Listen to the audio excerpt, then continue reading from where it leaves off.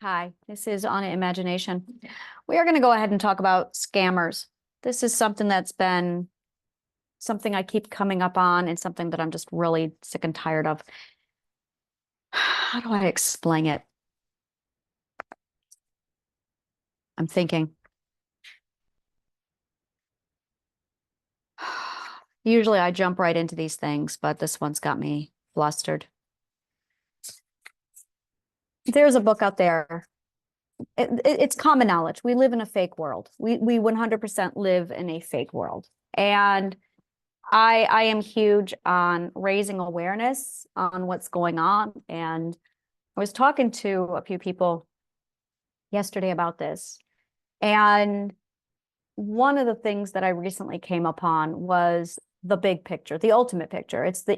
Oh, this is the situation. So I'm going to just dive right into it with you. There is the point of truth. When you stand at the point of truth, you can see who's lying and you can see who's telling the truth very, very quickly and very, very easily, like one sentence in. It's amazing. And the problem is you have, I call him Mitchell. I'm going to introduce you to Mitchell. Mitchell is representative of every narcissist, bottom line. And once upon a time, Mitchell decided to go for all of the power in all of the world. Now, if you have a position available where you are hiring with power, that is going to attract narcissists like flies to honey. We know this. They love power. A narcissist functions on one rule: power without responsibility. I have talked a lot about this. I'm going to talk a lot more about it. Once you know the narcissist formula, it's going to really cut a lot of the bullshit out of your life.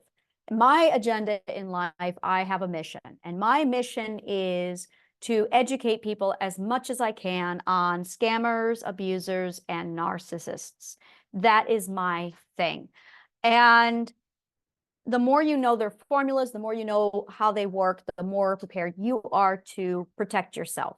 So rule number one, it's power without responsibility, which means if you have a position of power, they're going to attract to it like crazy. Position of power is government, medical, law, education,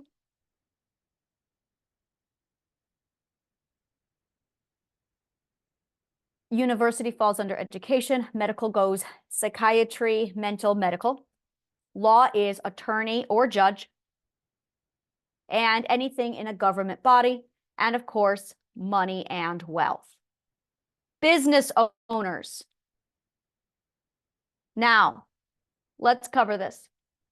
We have 6 categories of power. 6 categories of power. Now, there are the real deal, and then there is the fake shit. The fake shit is Mitchell. The fake shit are the narcissists who are there because it's power without responsibility. So now we're going to break this down. Mitchell is actually a hypocrite. And Mitchell has 3 secrets. His first secret is that he is a magician, and his craft is all about word. The second secret is that he is a coward. And the third secret is that he is a salesman. Now, these are 3 words that if you hear them, you're going to know Mitchell's secrets. The first thing is you're going to know that he has power without responsibility. Because cowards don't have power. You are going to know that they actually do not have authority. It's fake authority because they don't have the expert. They don't have the authority. And they're not responsible. So they are power without responsibility. They are power without true authority. But you can't know that, because if you know that, then they're not going to have responsive authority, and then they'll lose the power. So it's really important that you know that they are actually not authorities. So they have to hide this. They hide it using their sales tactics, their cowardice, and their magician ways. Here's how they do it. Using their salesman tactics and their words, they will give you a government authority position, a medical authority position, a law, an education, a business, and they will claim to be authorities and experts with degrees and expertise in their fields without actually having any clue what they are doing. Now, the more power, the more they pursue it. As a result, we have Mitchell working for the government. We have Mitchell in the medical field. We have Mitchell in the law department, and we have him in the education department and the business owner department. Now, in order to make sure that we don't figure out his lies, his secrets, he makes laws because he's in a position of power to do so. So he starts making really stupid laws to make sure you can't figure him out.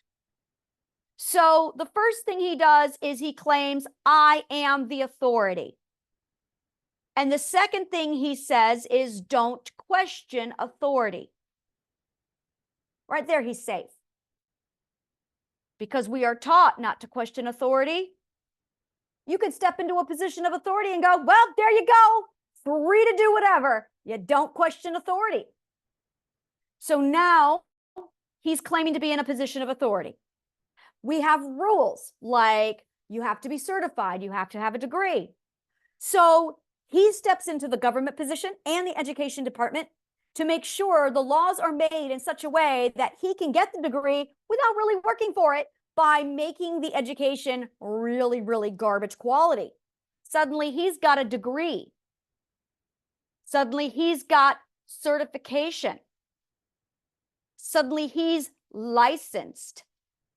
And then because he's in the government, he has the ability to create red tape. How do you sort out the liars? Now, while he's up there doing all of the bullshit that he's doing, we are feeling the effects of it all through our lives. And all of this is stemmed from you can't question authority. You can't. The only thing that holds up to this is literally logic,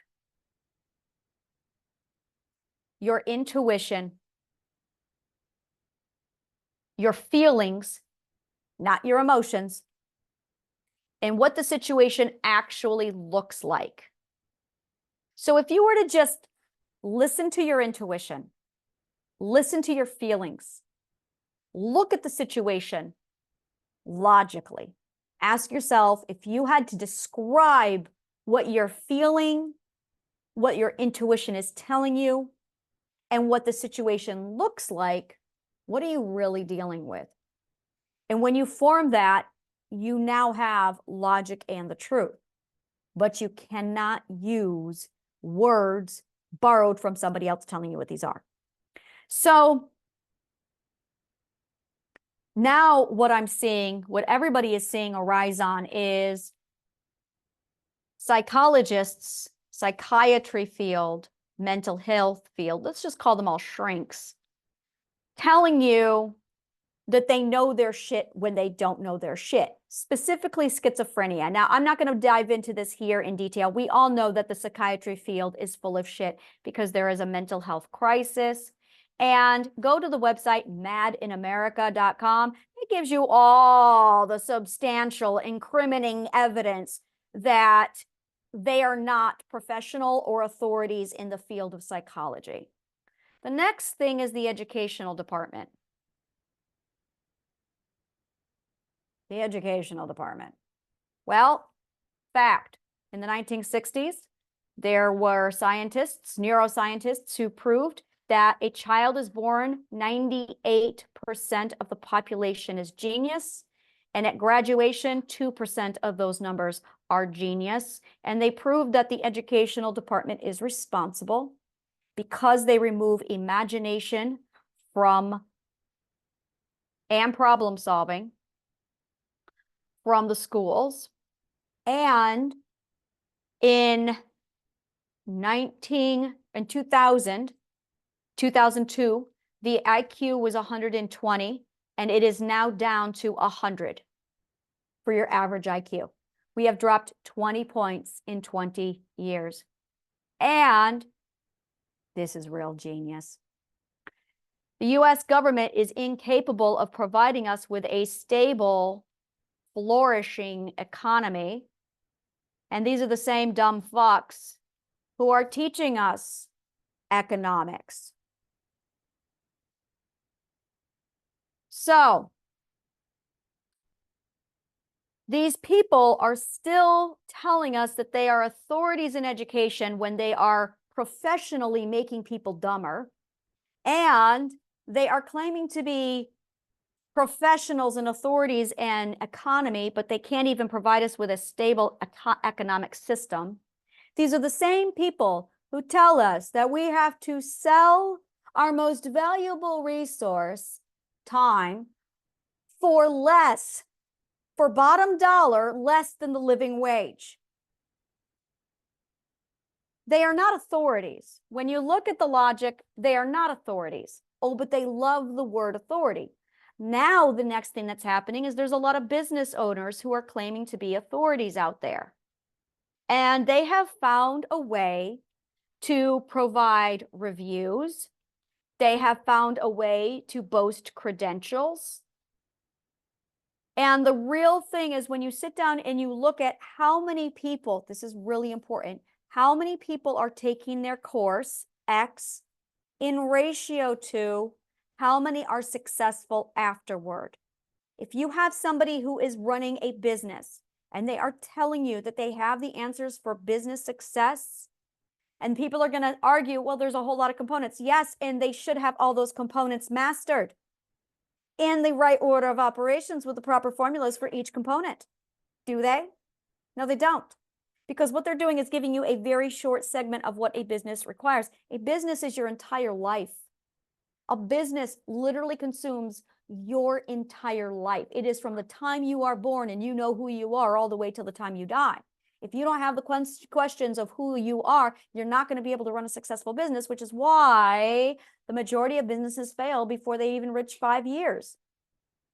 This is why. It's because business owners are not going in with the proper education. Education matters. Nutritional knowledge matters.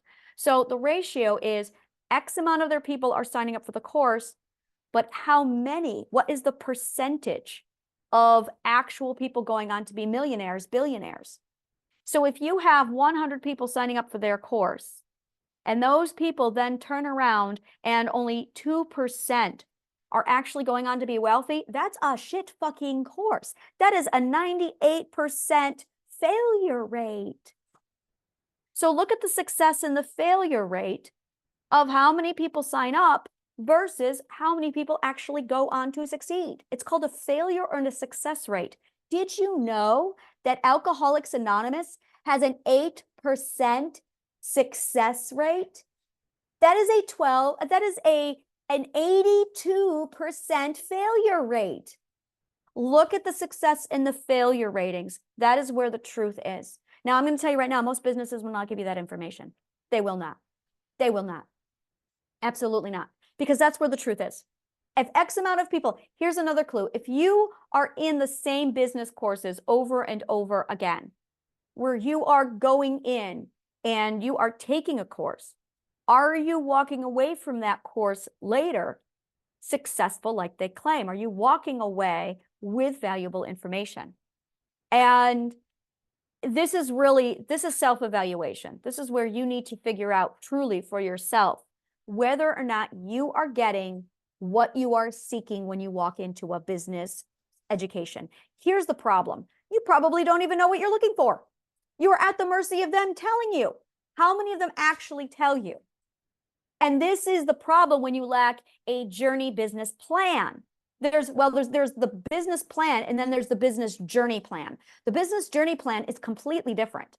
The business journey plan lays out everything you need from A to Z for getting your business from idea, literally from idea all the way to actuality. My first business was called Brain to Book, and it meant from the idea to published book. And the reason why is because it was the moment you sparked the idea, you're on the journey. That is when your business plan begins, or that is when your business journey begins. The problem is there is absolutely no material out there for you to follow this path. And because you are out there telling people, I'm an aspiring business owner, I'm trying to get my business started, you are a sitting duck. You are a sitting duck. And I've been there. I have had people prey on me. And now we're seeing Mitchell literally pose as business owners. I cannot tell you how many people I saw in the last year alone posing as professional authorities in matters of business. And I'm going, no, you don't. No, you don't. They knew nothing. When I sat down and actually got to know them, I found out the one guy manifested one time. He manifested $2 million. He blew it. And he's never been able to do it since. And he's selling his books, claiming he's a manifestation master. And I'm going, you don't know what you did. You have no fucking idea what it is. He told me, well, it's because of desperation. No, it wasn't. I'll tell you right now what it is. Manifestation is based off of not desperation. It's your risk taking and your determination. This is the breaking point. There is a breaking point where you will decide to suddenly do anything and everything to keep yourself afloat. When you do that, risk taking starts to become a factor.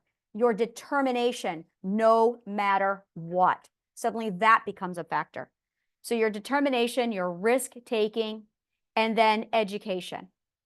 You're suddenly putting more.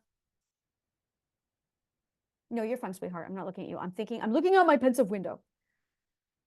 You are putting more, you're putting more eggs in your basket. That's what it is. You are increasing. Okay, come on, Anna, mathematics. Do the math here. What they are really doing is increasing the probability. They are increasing the probability of success by increasing the data. That's what it is. It is absolutely increasing probability of success through the creation of catalysts. I love math. I love math. This is real math. This is actually logic, which is real math. So what it is you are increasing probability by creating the catalysts. Now I'm going to break this down for you. There was my very first research when I was a teenager. I was watching a documentary. I think it was 12, 13, 14. We had just gotten cable. And so I was about 12 years old, and I was watching a documentary. This is how I spent my childhood. I was 12 years old deciding to watch a documentary on how to become a billionaire. And they had taken neuroscientists had taken the brain and had scanned the difference between a rich person and a poor person. I have done a lot of data on the difference between a rich person and a poor person. In fact, I have a little grid that I use where it's happy and poor, happy and rich, unhappy and rich, unhappy and poor. That is one of my researches that I did. And I analyzed the mindset between all four of those. I also studied in this documentary the neuroscience of what happens, what's the difference between a rich person and a poor person. And this is the brain difference. The rich person takes more risks. When you take a risk, what you are actually doing, mathematics, is increasing the probability by creating your own catalyst. That's it. You are creating your own catalyst. every time you increase your probability. So the more catalysts you set off, the higher probability that you're going to succeed. Now, you want quality catalysts. That's really important. We talk about that in my class. So quality catalysts is what is absolutely going to do it. And how to get quality catalyst is going to take research. Again, we talk about that in my class. So you have risk taking. When you hit that breaking point where it's do or die, people reach a point of desperation. And that point of desperation actually leads them to risk taking, determination, and seeking out education. They increase their probability through the creation of their own catalysts, with quality catalysts in some cases. And because they are taking more risks, they are going to succeed. That is manifestation in a nutshell.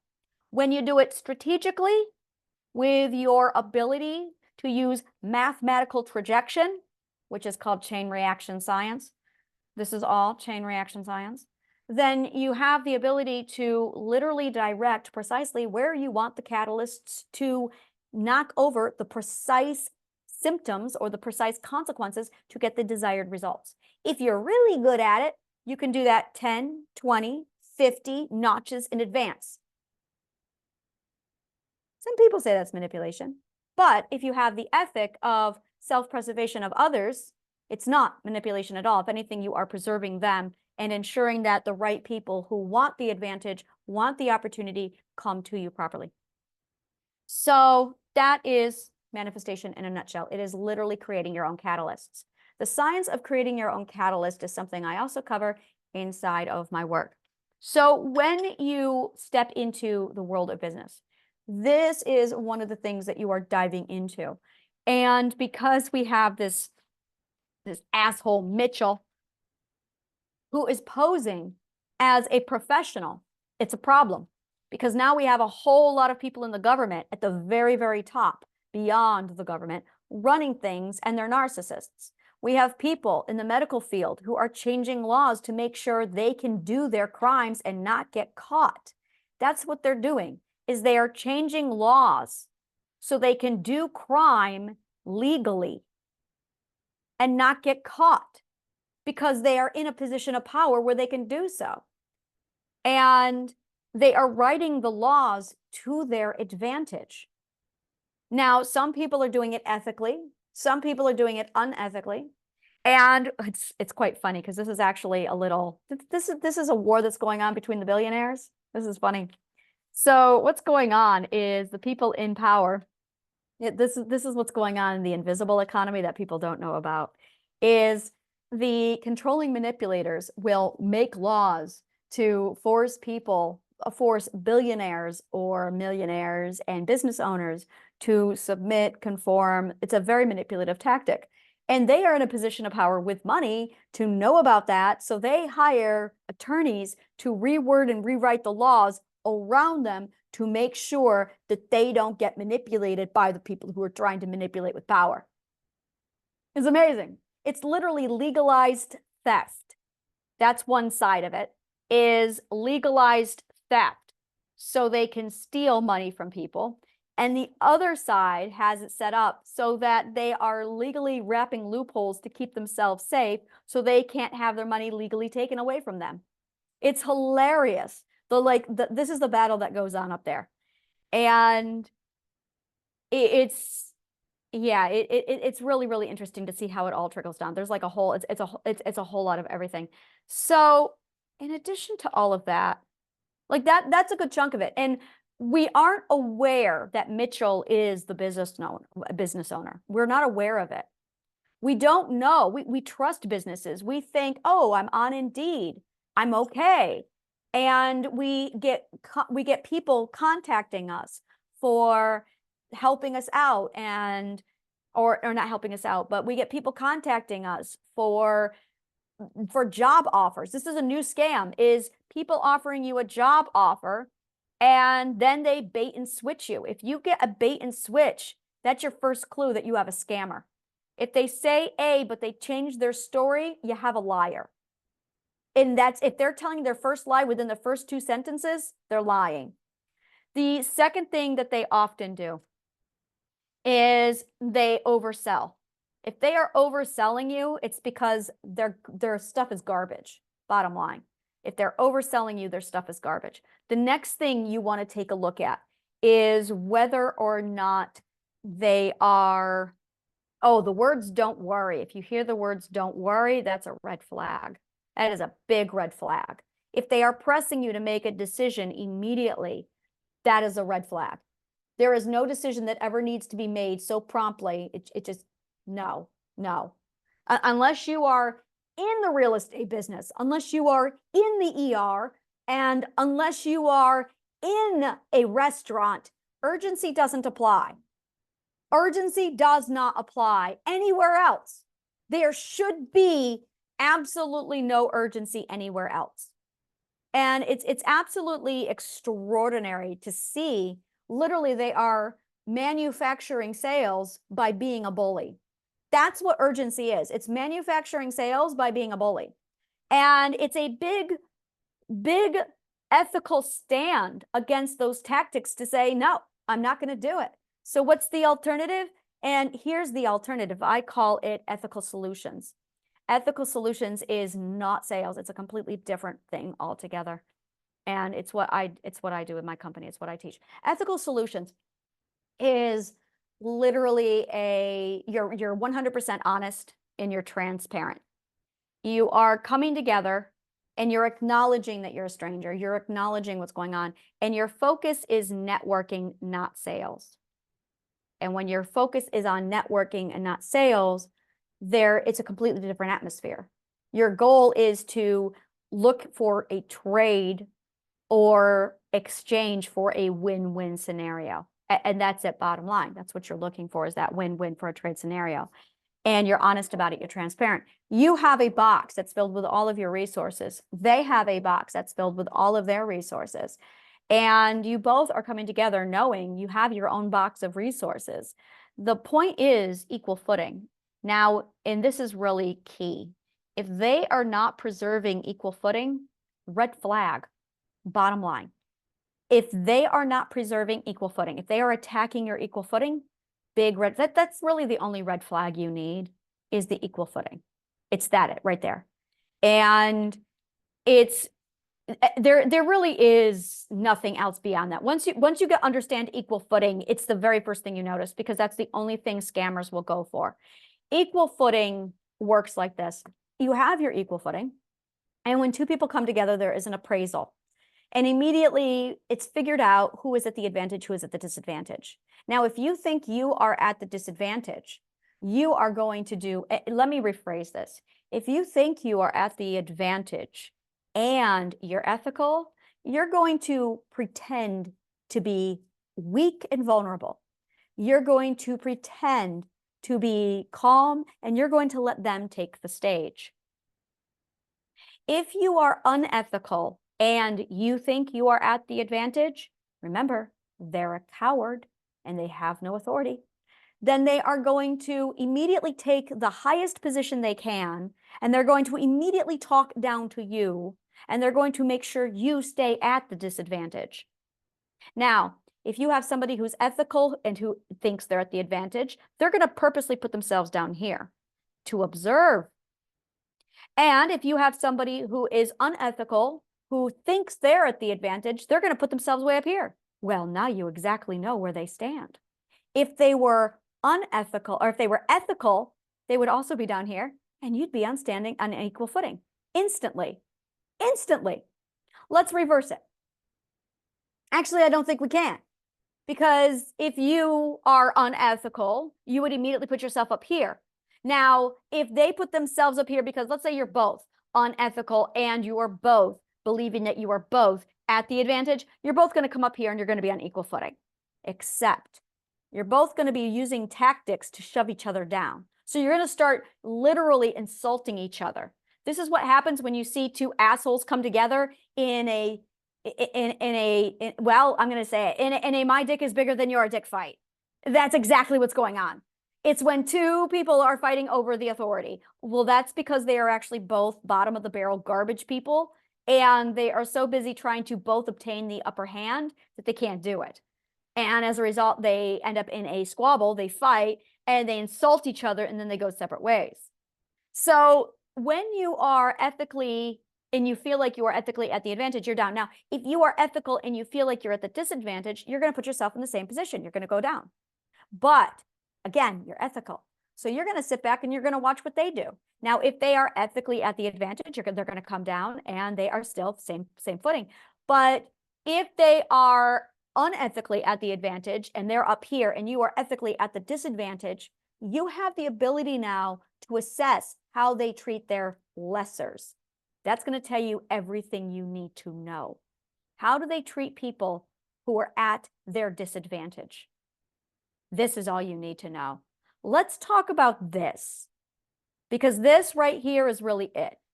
If you are somebody, if they are somebody who treats people like shit who are at a disadvantage, there's only one word for that, and that's bully.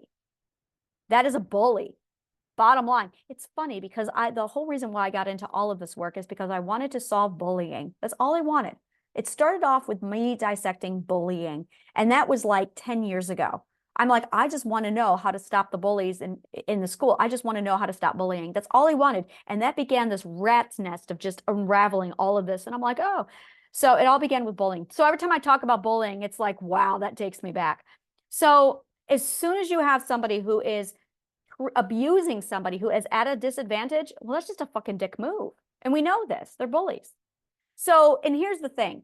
When you are down, putting yourself purposely at the disadvantage to people, what you are really doing is testing them to see if they are ethical or not.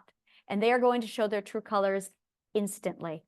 The bully is always going to condescend, rush you. If you are at a disadvantage, why are they rushing you? If you are at a disadvantage, why are they insulting you? If they are if you are at their disadvantage, but by putting yourself at their advantage consensually, you retain all the power. So by putting yourself purposely at their disadvantage, you actually get to see with all your power who they truly are. You get to see their truth.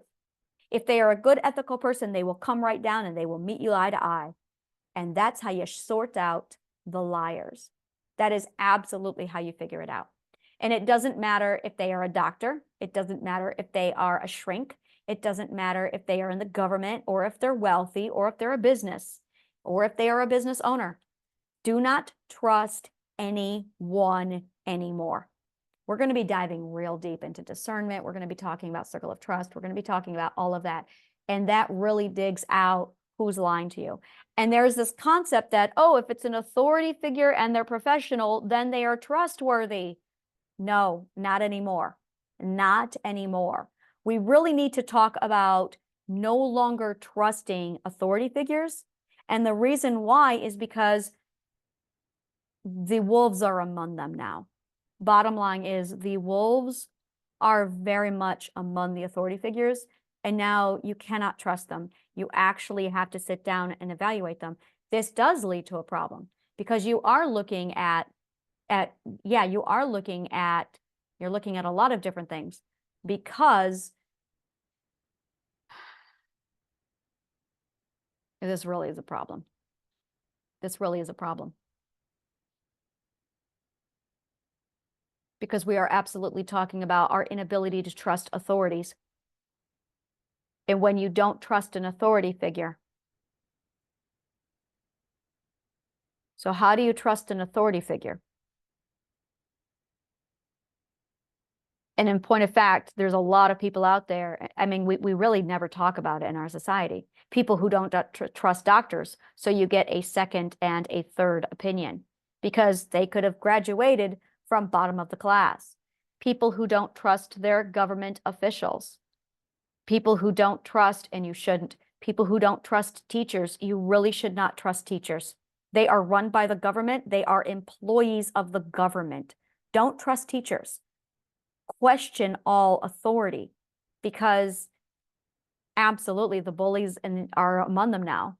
And they are absolute fake posers, which is why we have such a fake world. Question everything. That would be the moral of this lesson. Trust or question everything. Thank you so much. And if you are ready for the next action in this chain reaction, click on the link below. Thank you, and may the kindest of words always find you.